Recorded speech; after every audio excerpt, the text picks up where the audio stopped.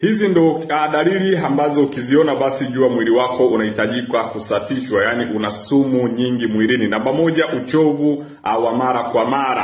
Hata baada ya kulala vizuri unakuta unaamka ukiwa mchovu, basi jua unafanyiwa au unatakiwa kufanya detoxification. Ya pili, kuvimbiwa, lakini pia gesi, tumbo kujaa mara kwa mara, basi jua ni changamoto kubwa, unahitaji kujisafisha.